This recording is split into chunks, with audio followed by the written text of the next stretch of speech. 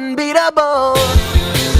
What's going on, you guys? It's your boy Sodium285, and this year marks the 20th anniversary of the 2003 Teenage Mutant Ninja Turtles animated series.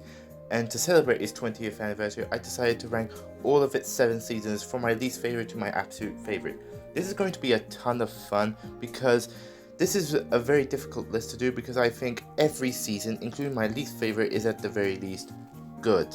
So with that said, go ahead and get into the comments and leave your ranking of all 7 seasons from your least favorite to your absolute favorite. We're all going to disagree, and remember, my list isn't the definitive or right list, it's just my personal list.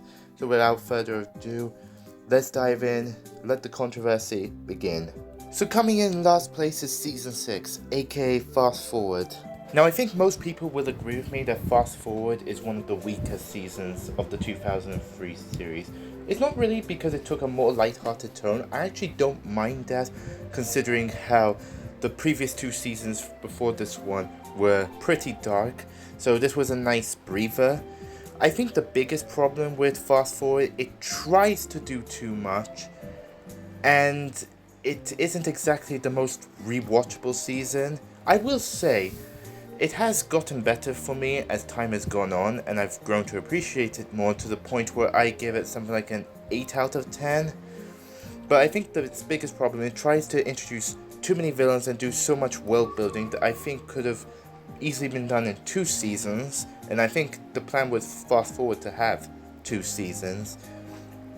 And make no mistake, there are good villains. Darius Dan, Shogunabo, the Dark Turtles, granted going with the superhero trope of having evil twins, but then you have stuff like the Street Phantoms, which feel like placeholders for the Purple Dragons.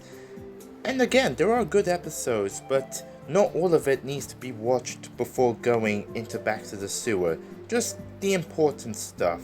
Again, still good season, I like it, it's still enjoyable, it's just my least favorite. Coming in at number 6 is season 3. Now this is where my ranking is going to get more difficult than before, because all 6 of these seasons I'm going to be talking about, I can say with full confidence I love. So make no mistake, I love season 3 a lot. I think it has a very good 6-parter of when the Triceratons invade, and very much closes off that war between the Triceratons and the Federation that was set up very nicely in season 2, not to mention the Fugitoids sacrifice, and you get really good episodes at the end. The 2-parter finale of Exodus, really good.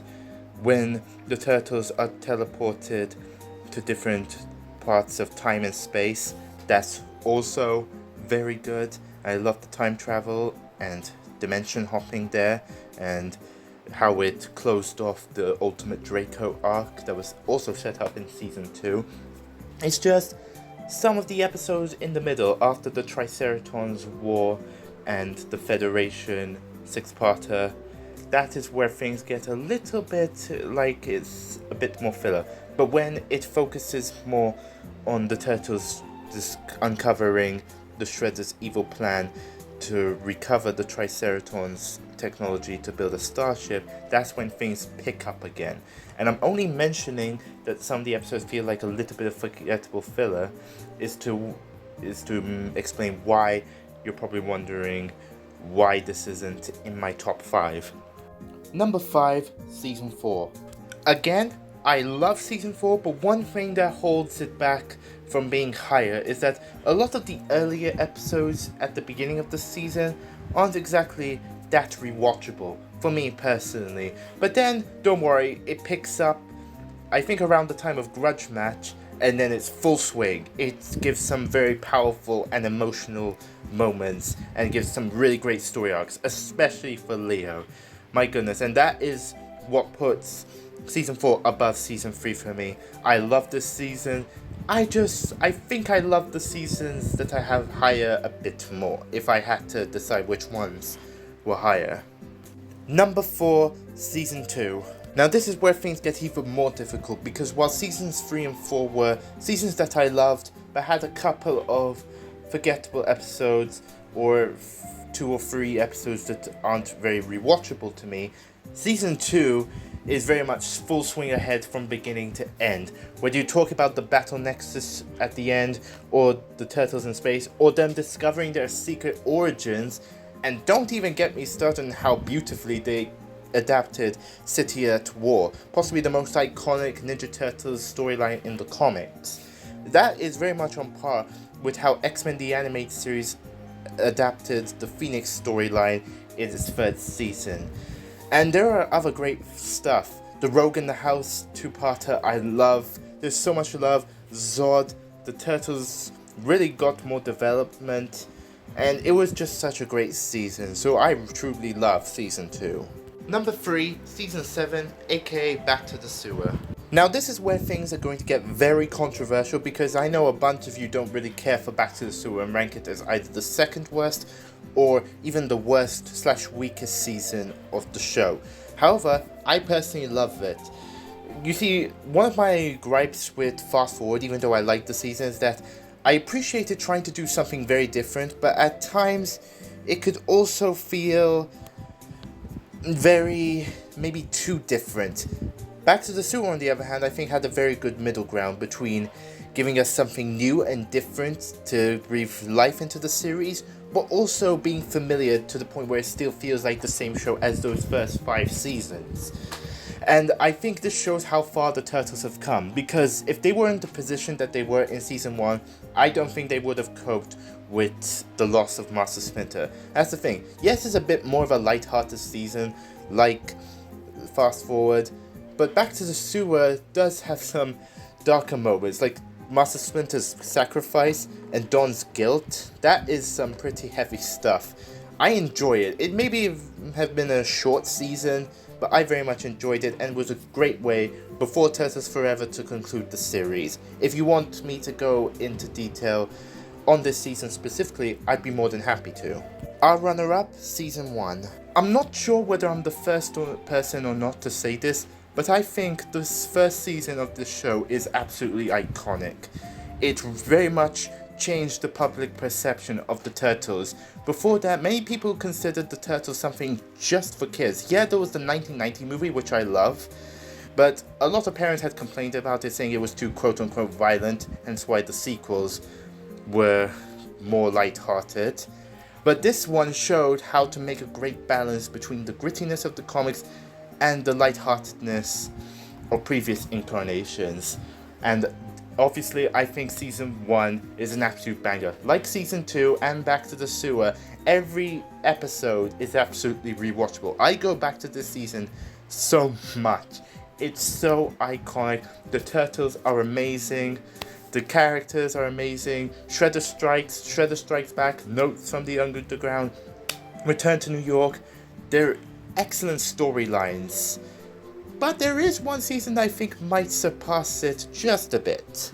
And coming in at number 1 is Season 5, aka Ninja Tribunal.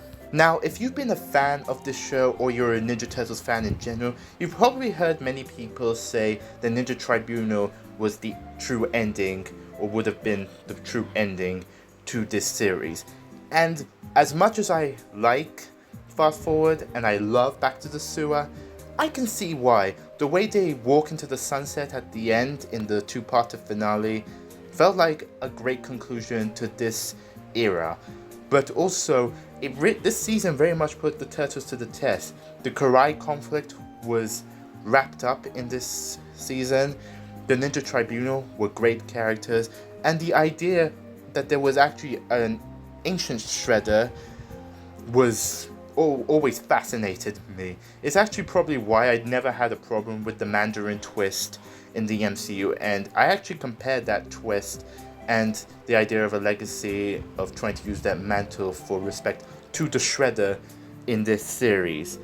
And the Turtles were put to the test. It's actually a very dark season, and I love it. That final battle, epic. And it also wrapped up Master Splinter going over the grief over the loss of Hamato Yoshi. And I think it was beautiful. And I would not begrudge anyone. This is very much to Ninja Turtles what Avengers Endgame is to the MCU. I consider Fast Forward and Back to a start of a new saga, one that I don't think we've seen the conclusion of properly. even though I love the conclusion to Back to the Sewer and I love Turtles Forever. But I really love Ninja Tribunal, so it comes in number 1. So there you have it, true believers. That is my ranking of all 7 seasons of the 2003 Teenage Mutant Ninja Turtles animated series. Now I pass it on to you guys. Let me know in the comments below what is your ranking of all 7 seasons of 2003's Teenage Mutant Ninja Turtles. Do you like my list? Do you hate my list? Whatever it is, let me know in the comments below. And if you enjoyed this video, leave a like, subscribe for more if you enjoy my content. I talk Marvel, Ninja Turtles, Sonic the Hedgehog, Power Rangers, Percy Jackson, occasionally DC and Super Mario. So if you're a fan of any of that, this is the place for you. Guys, thank you so much for watching. Remember, trust your own judgment, and I'll see you next time. So until then, Sodium285, out. If the world chooses to become my enemy,